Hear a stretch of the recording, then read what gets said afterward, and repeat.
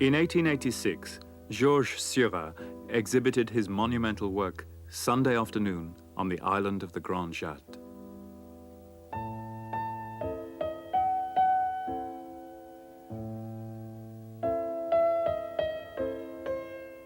This is one of the most influential pictures of the 1880s, and it signals a radical departure from the Renoir.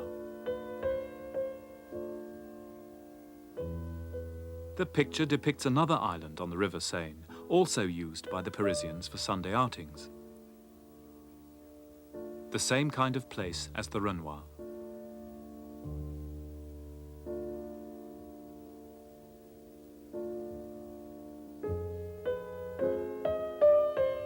But Seurat painted people from a variety of classes, strangers to one another, and he painted them in a way which expresses a radically different experience of such places. It's hard to identify with the stiff figures. The style distances us.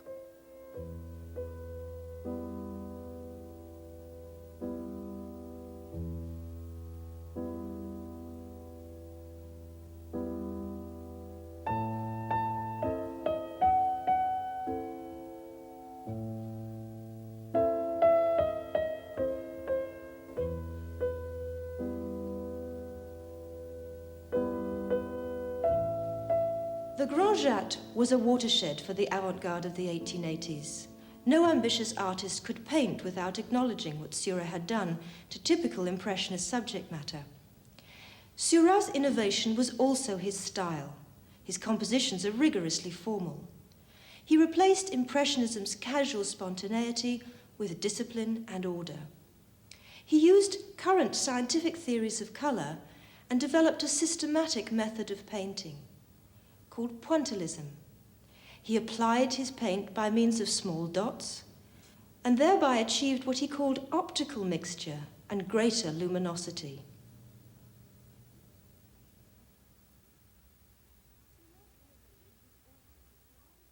For this reason, the artists who adopted Seurat's technique became known as neo-impressionists.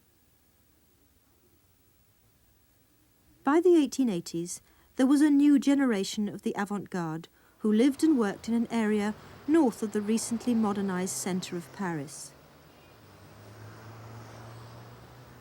Seurat had his studio on the corner of the Boulevard Clichy. Paul Signac lived around the corner. Vincent van Gogh joined them when he arrived from Holland in 1886.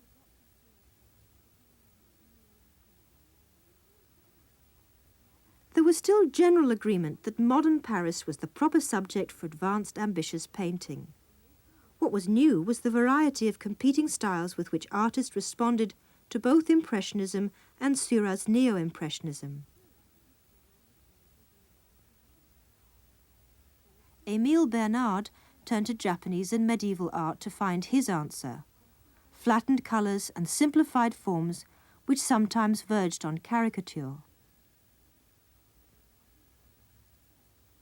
Henri de Toulouse-Lautrec studied popular art forms, especially posters, to bring out the seamier side of the places of popular entertainment. Living in a less prosperous district of the city, Van Gogh followed several artists to paint in Paris's industrial outskirts.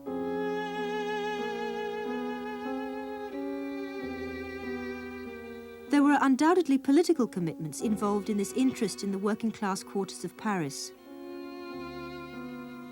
Signac wrote in the anarchist journal La Révolte that the Neo-Impressionists were bringing their witness to the great struggle which is taking place between the workers and capital.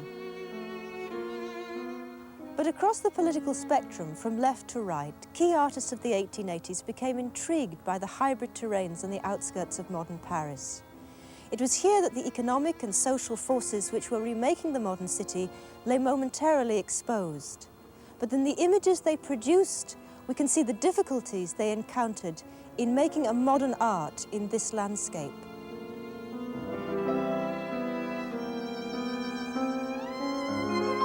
In a series of watercolours, Van Gogh tried to represent these ragged edges of the city, where working-class people came to take a breath of fresh air, amidst the random elements of piecemeal industrial and urban development.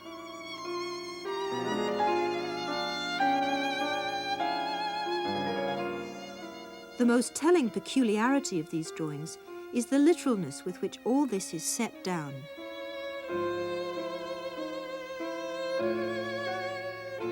Yet the artist, and hence the viewer, are kept at a distance by the yawning, empty foreground.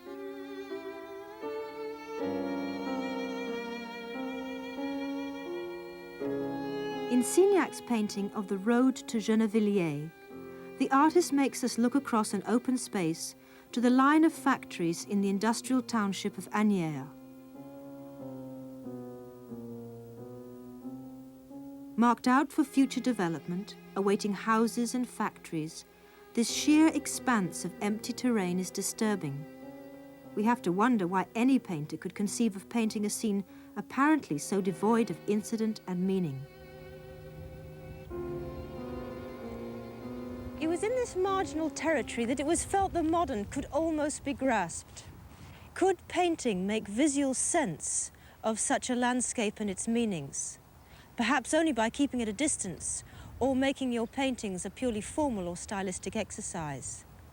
For instance, in Seurat's view over the field of Lucerne to the distant factory town of Saint-Denis, we see very little in the vast empty foreground except a lot of brushwork.